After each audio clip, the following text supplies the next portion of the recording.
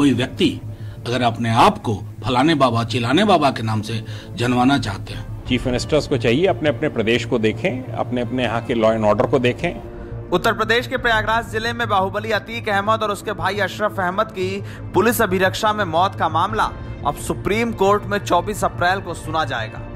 इस पूरे मामले को लेकर विपक्ष ने यह कहा है कि अब न्यायपालिका से ही उम्मीद बची है। वहीं दूसरी ओर उत्तर प्रदेश में इस मामले को लेकर तमाम चर्चाएं हैं और ये कहा जा रहा है कि सरकार को सुप्रीम कोर्ट में जवाब देना होगा। सुप्रीम कोर्ट में दायर की गई याचिका में एक विशेषज्ञ समिति बनाकर अतीक अहमद कांड की जांच की मांग की गई है। याचिकाकर्ता वकील विशाल तिवारी और पूर्व रिटायर्ड आईपीएस अमिताभ ठाकुर की ओर से दी गई है। इस पूरे मामले को लेकर उत्तर प्रदेश की सरकार ने भी सुप्रीम कोर्ट में जवाब देने की पूरी तैयारी की है। सरकार की ओर से फिलहाल एक जुडिशियल कमीशन बनाकर इस मामले की जांच कराई जा रही है। इसके अलावा एडीजी प्रयागराज की अध्यक्षता में एक स्पेशल इन्वेस्टिगेशन टीम का भी गठन किया गया है जो इस मामले की जांच करेगी। वहीं दूसरी ओर असद अहमद के एनकाउंटर की मजिस्ट्रेट जांच के आदेश दिए गए हैं। सभी मामलों को लेकर सरकार अपना पूरा पक्ष तैयार कर रही है और इसे सुप्रीम कोर्ट में रखा जाएगा। वहीं दूसरी ओर बिहार में राज्यसभा सांसद मनोज झा ने कहा है कि जिस तरह से उत्तर प्रदेश की घटनाएं हुई हैं उसको लेकर अब सुप्रीम कोर्ट से ही न्याय की उम्मीद है। मनोज झा ने यह भी कहा है कि अगर कोई ऐसी घटना करके खुद को फला बाबा बताना चाहता है तो ऐसा नहीं होना चाहिए।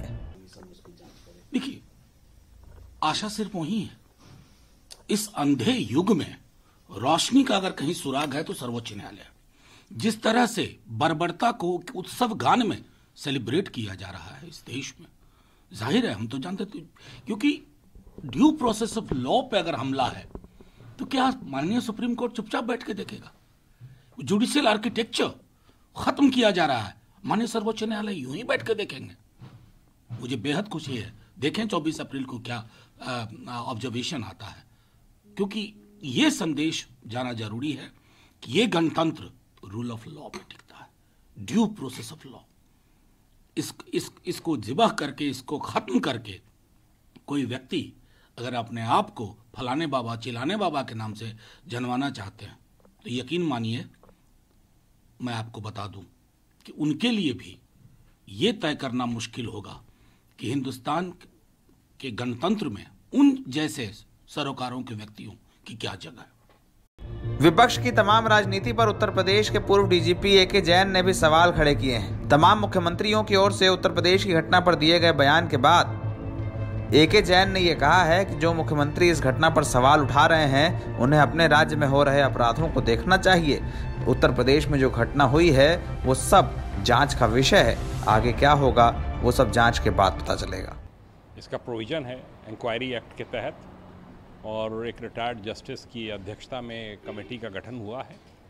2 सदस्य और हैं और ये पता लगाएंगे और ये फाइंडिंग देंगे कि किस तरीके से इस प्रकार की घटना को रोका जा सकता था, कि किसमें किसकी क्या गलती रही, तदनुसार कार्रवाई होगी।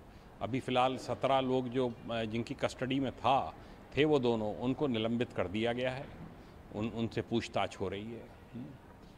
सर, इस पर हो रही है, कई राज्यों के जो मुख्यमंत्री हैं इस पर बयान दे रहे हैं, ममता बनर्जी से लेकर अशोक गहलोत और भूपेश बघेल, सभी का यही कहना है कि ये यूपी में जो लॉ एंड ऑर्डर सिचुएशन है वो पूरी तरीके से कोलैप्स हो चुकी है। दूसरा ये भी आरोप लगाए जा रहे हैं कि ये जो मर्डर है ये प्री प्लान था और सोची ये सब अनर्गल प्रलाप है।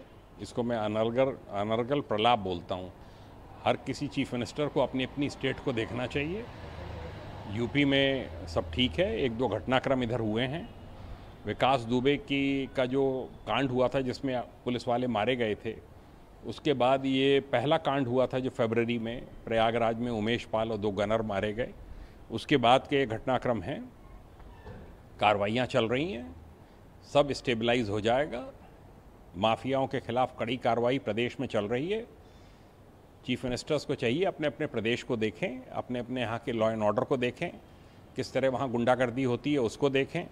यहाँ पर ना राइट हो रहा है, ना किसी त्यौहार के ऊपर कोई हंगामे हो रहे हैं, ना कहीं पथराव हो रहा है, सब ठीक चल रहा है। यहाँ पे हिंदू मुस्लिम्स के त्योहारों को वेलकम कर रहे हैं, जुलूसों को, मुस्लिम्स हिंदुओं के त्योहारों को, जुलूसों को वेलकम कर रहे हैं। एक सांप्रदायिक सौहार्द का बहुत अच्छा वातावरण है। जो ये घटना हुई अगर सामान्य परिस्थितियां होती तो प्रयागराज में दंगे हो सकते थे, पर नहीं हुए। लेकिन अतीक अशरफ के कांड ने उत्तर प्रदेश में एक नई राजनीति शुरू कर दी है। 4 दशकों तक उत्तर प्रदेश की जरायम की दुनिया पर राज करने वाले 2 चेहरे इस बार अतीत का हिस्सा हो गए हैं। लेकिन उनके जाने के बाद भी उत्तर प्रदेश में जिस तरह से चर्चाएं और राजनीति हो रही हैं, उसे देखकर ये लगता है कि अतीक कांड फिलहाल अगले कुछ दिनों तक सरकार के लिए एक चिंता का विषय जरूर बना रहेगा। NBT ऑनलाइन की रिपोर्ट।